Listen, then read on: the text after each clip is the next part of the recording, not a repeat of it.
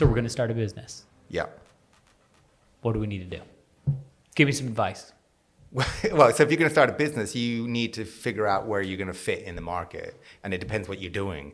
Because when you mentioned this, I've been thinking about this a lot, especially on the way here. Because I was thinking, if you're that glass guy, you know, how is he going to set up his business to get customers? And that's the most important thing for him starting out. It's not about brand values or you know, how is it going to look his logo's going to look on a van. It's like, Or the .com. Or the .com. It's like, how am I going to get customers? And if you're in that industry, chances are it's referrals.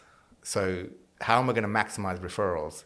And is that going to be suitable for me to build a company? Am I going to be hiring staff in the future? Am I just going to wing it and see how it goes? Because if you make the decision, I'm going to wing it and see how it goes, that's a solid decision, but it also means that you haven't thought of the next steps, which isn't the end of the world. It just means you don't know you don't know how you're going to react later. And so then you also can't make choices to get to the next step. Yeah. So you shouldn't do it that way, but if you did do it that way, I certainly did do it that way.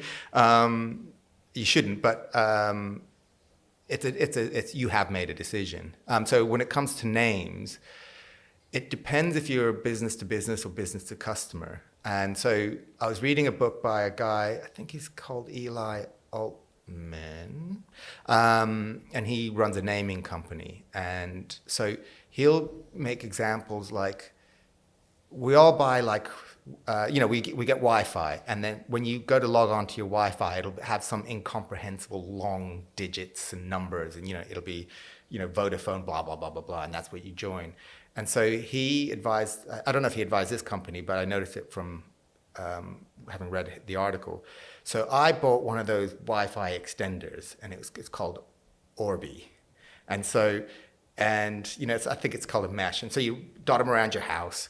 And when you go to and so the only time you ever interact with this product is when you look at it on your phone or your laptop to log into it. You know, they're kind of like these funny little shaped eggs that are just scattered around the house. You ignore them. But when you go to log in, it's called Orbi, and Orbi sounds nice. And when you look at everyone else's list, when you see all your neighbors and all their Wi-Fi and every single Wi-Fi, they all have like these long, incomprehensible robot names. But Orbi sounds really nice. So every time I log in to Orbi, I like it. Name recognition, it sticks around in your head. Yeah. And so would I buy another one of their products? Yeah, it works. But I've also noticed it. So that's where their name, because everyone else has a stupid name, or it's not stupid, it's just what a back-end person would design. Yeah. In that instance, the name's really been really helpful. Now, if you're the glass guy, if he really wants to stand out, he would come up with something either funny or something distinctive.